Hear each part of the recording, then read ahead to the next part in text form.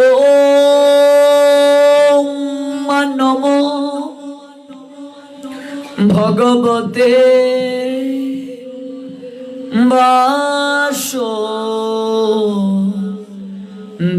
বাসুদেবায়। ওম নমো ভগবতে চরণারবিন্দম নময়োমি বিষ্ণুপাদায় রাধা প্রেষিতায় ভূতলে শ্রীমতে ভক্তি প্রপন্ন জ্যোতি স্বামিনীতি নামিনে নমো আচার্য পাদায় দৈন্যভূষণ মুকুটমনে প্রেষিতায় ভূতলে শ্রীমতে ভক্তি সিদ্ধান্ত সরস্বতী নামিনে বন্দে বৃন্দাবন গুরু কৃষ্ণ কমললোচন বল্লভী বল্লভাং দেবং শ্রীরাধালিঙ্গিত বিগ্রহং বন্দে শ্রীকৃষ্ণ চৈতন্য নিত্যানন্দ সহোদিত গৌরোদয়ে পুষ্পবন্ত চিত্রৌ সন্দৌ তমনুদৌ আজানুলম্বিত ভুজৌ কনকাবদাতৌ সংকীর্তনৈকপিতরৌ কমলায়তাক্ষৌ বিশ্বম্বরৌ দ্বিজবরৌ যুগধর্মপালৌ বন্দে প্রিয় করুণায় অবতারো কৃষ্ণায় বাসুদেবায় হরহে পরমাত্মনে প্রণত ক্লেশনাশায় শ্রী গোবিন্দায় নমো নমঃ। তপ্ত কাঞ্চন গৌরাঙ্গী রাধে বৃন্দাবনেশ্বরী বৃষভানুসুতে দেবী প্রণমামি হরি প্রিয়ে বৃন্দাবৈ তুলসী দেবৈ প্রিয়া বৈ কেশব শৌচ কৃষ্ণ ভক্তি প্রদে দেবী সত্যবত্তৈ নমো নমঃ। শ্রীরূপী শ্রী সনাতন ভট্ট রঘুনাথ শ্রীজীবী গোপাল ভট্ট দাস রঘুনাথ আমি এই ছয় গুসার করি চরণ বন্দ জগতে বিঘ্ন নাশ অবিষিত পুর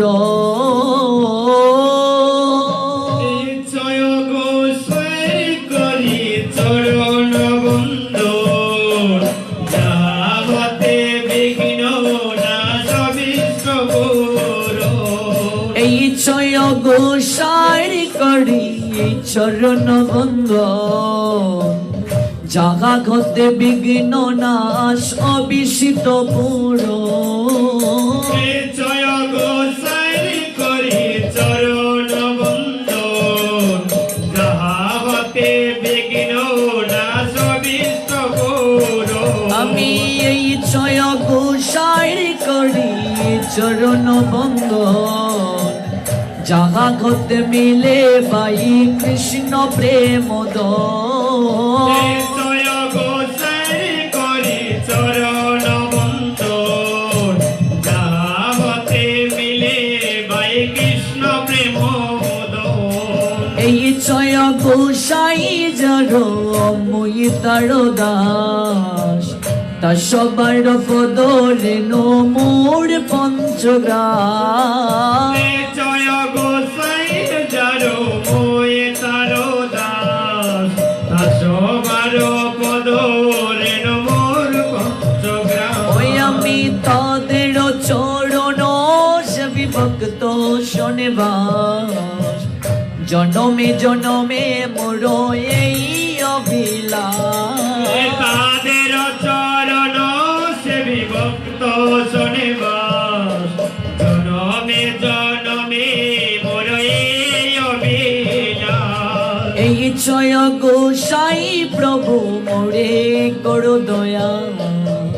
চরণে শরণ নিলাম দাও পদ ছায়া।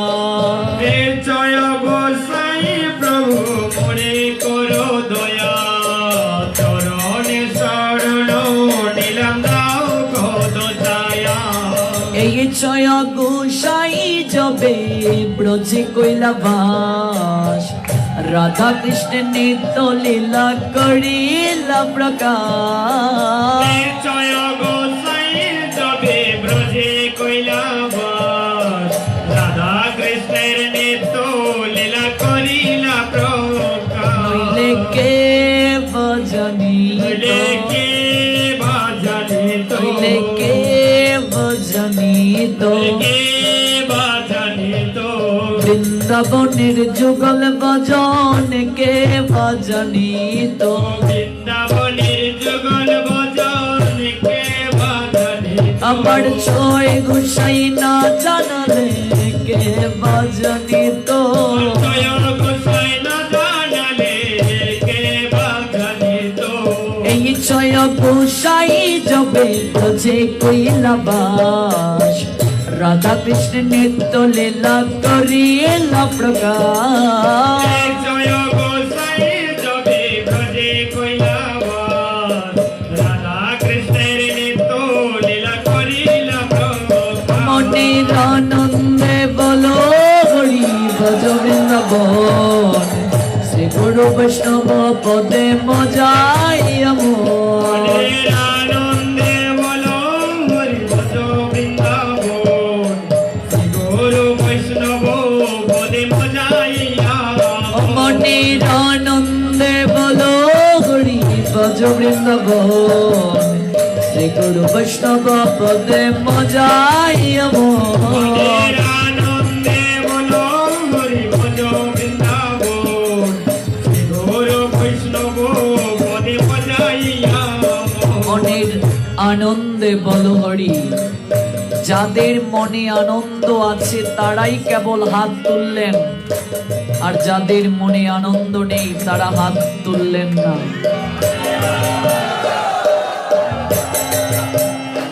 সংসারের সব জায়গাতেই নিরানন্দ, কেবল নিত্য আনন্দ আছে সাধু সঙ্গে।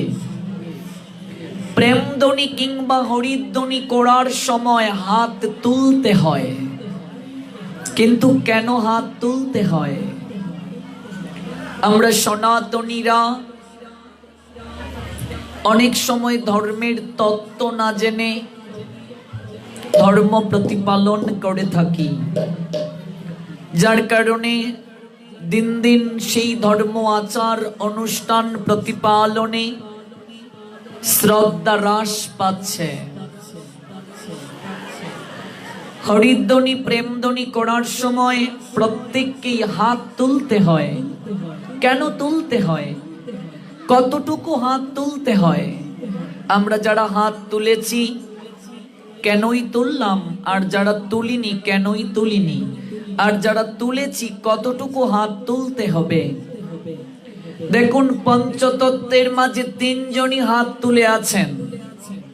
মহাপ্রভু, নিত্যানন্দ প্রভু আর গদাধর প্রভু, তিনজন হাত তুলে আছেন। এ হাত তোলার মানে কি? হ্যাঁ, জানতে হবে আমাদেরকে। হাত তোলার অর্থ হচ্ছে ভগবানের কাছে আত্মসমর্পণ করা, সারেন্ডার করা। আপনি যত অপরাধ করুন না কেন, আপনি যদি সারেন্ডার করেন তাহলে আপনার শাস্তির পরিমাণটা কমে যাবে। আপনি যত সারেন্ডার করুন না কেন, সেই সারেন্ডারের মাঝে যদি আপনার বিনয় থাকে, আনুগত্যশীলতা থাকে, শাস্তির পরিমাণ আরো কমে যাবে। সন্তান যদি অপরাধ করে বাবার কাছে, মায়ের কাছে, সেই সন্তান যদি বাবার চরণে এসে আত্মসমর্পণ করে কেঁদে কেঁদে বলে, বাবা আমি এমন কোনো আর কাজ করব না যে কাজ করার কারণে তোমার মাতা সমাজে নিচু হয়ে যায়, আমি আমার ভুল বুঝতে পেরেছি, তুমি আমায় ক্ষমা করে দাও। নিশ্চয়ই বাবার মনটা গলে যাবে। মায়ের কাছে এসে যদি বলে আমি আর অপরাধ করব না, এমন কাজ করব না যাতে তুমি কষ্ট পাও, মায়ের মন নিশ্চয়ই গলে যাবে। তেমনি ভাবে আমরাও পরম পিতা ভগবান কৃষ্ণের সন্তান, মাতৃ জঠরে আমরা কথা দিয়ে এসেছি ভগবানের কাছে। সপ্তম মাসেতে জীব নানা ক্লেশে রয়, তাহাদে কি পরমাত্মা গুরু দয়াময়। চৈতন্য করিতে জীবকে সাক্ষাৎ দিল, মহামন্ত্র দিয়া জীবকে চেতন করিল। চৈতন্য পাইয়া জীব চক্ষু মেলে চায়, পরমাত্মা গুরুদেব রেশে দেখিবারে পায়। আমরা এই মনুষ্য জন্ম লাভের পূর্বে অনেক জুনি পরিভ্রমণ করেছি, কিন্তু কোন জুনিতেই ভগবানের সঙ্গে আমাদের সাক্ষাৎ হয় নাই। কেবল মনুষ্য জন্মে আসার প্রারম্ভিকায় মাতৃগর্ভে সপ্তম মাসে ভগবান আমাদেরকে সাক্ষাৎ দিয়েছিলেন। অন্ধকার প্রকোষ্ঠে যখন আমরা ছিলাম, সেদিন কাতর স্বরে ভগবানের কাছে প্রার্থনা করেছিলাম, হে প্রভু, এই অন্ধকার প্রকোষ্ঠ থেকে তুমি আমাকে উদ্ধার করে আলোর জগতের সন্ধান দাও। ওই জায়গায় গিয়ে আমি তোমার সমস্ত আদেশ মেনে চলব, আমি তোমার সব কথাকে প্রতিপালন করব। কিন্তু এই সংসারে এসে আমরা সমস্ত কিছু ভুলে গেছি। আমার আমার করে করে সারাটা জীবন কাটিয়ে দিলাম। সবকিছুই আমার, আমার পুত্র, আমার কন্যা, আমার বাড়ি, আমার ব্যবসা, আমার চাকরি, সবকিছুই আমার। ভগবান মৃদু মৃদু হাসেন, সবকিছু যদি তোমার হয় তুমি কার? আমি তো নিজেই নিজের না, এই শরীরটাও আমার না। যে শরীরটাকে আমরা সারাটা জীবন মরিয়ে গসিয়ে পরিষ্কার করে রাখি, অন্তিমে এই শরীরটাও আমাদের সঙ্গে বিশ্বাসঘাতকতা করে, ওই শরীরটাও থেকে যায়। আর আত্মা যে দেহের কিংবা শরীরের ভেতর, এটা চলে যায়। কি নিয়ে যায়? এই বাড়িটাও পড়ে থাকে, ব্যবসা প্রতিষ্ঠান পড়ে থাকে, চাকরি স্থল পড়ে থাকে। কি নিয়ে যায়? এই কাপড়টাও তো নিয়ে যায় না, সুচাগ্র পরিমাণ মৃত্তিকাও নিয়ে যায় না, যায় কেবল সৎ কর্ম। আমার জীবনে আমি কি ভালো কর্ম করেছি, কি খারাপ কর্ম করেছি, এই কর্ম ফসল কেবল আমাদের সঙ্গে যায়। এই যে ভগবানকে কথা দিয়েছিলাম, আমি যা খাবো তোমায় দিয়ে খাবো, তোমার সমস্ত আইন মেনে চলবো, আমরা সব ভুলে গেছি অজ্ঞানতার বশবর্তী হয়ে। এই জন্য দিন শেষে অন্তত সন্ধ্যায় একটিবার এই দুটি হাত তুলে ভগবানের কাছে আত্মসমর্পণ করে মার্জনা চাওয়া উচিত। হে গোবিন্দ, তোমার একটা আদেশও তো প্রতিপালন করতে পারলাম না সংসারে, হেলায় হেলায় জীবনকে কাটিয়ে দিলাম, কৃপা করো যেন তোমার আদেশকে প্রতিপালন করতে পারি। এ হাত তোলার অর্থ হচ্ছে ভগবানের কাছে আত্মসমর্পণ করা। এবার কতটুকু হাত তুলতে হবে, আর হাত না তুললে কি হবে? আগে আমাদেরকে জানতে হবে যে হাত কেন দিয়েছেন ভগবান, পা কেন দিয়েছেন, অঙ্গ প্রত্যঙ্গগুলো কেন দিয়েছেন আমাদেরকে। হাত দিয়েছেন হাতে তালি দিয়ে কীর্তন করার জন্য।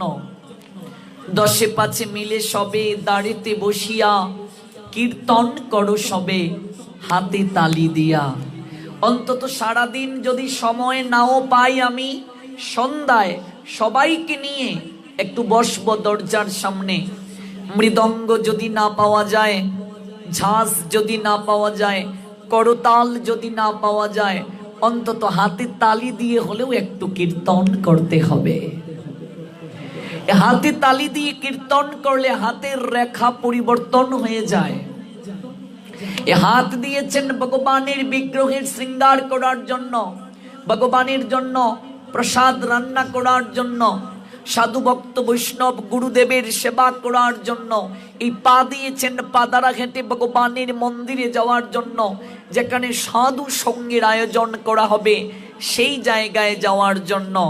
এই চোখ দিয়েছেন ভগবানের বিগ্রহকে দর্শন করার জন্য। আমরা এই চোখ দ্বারা যত ভগবানকে দর্শন করব, সাধু ভক্ত বৈষ্ণবকে দর্শন করব, আমাদের চোখ ত্রুটি মুক্ত হবে। এই কান দিয়েছেন ভগবানের কথাকে শ্রবণ করার জন্য, নাসিকা দিয়েছেন ভগবানের চরণে অর্পিত তুলসী পত্র পুষ্পের ঘ্রাণ নেয়ার জন্য।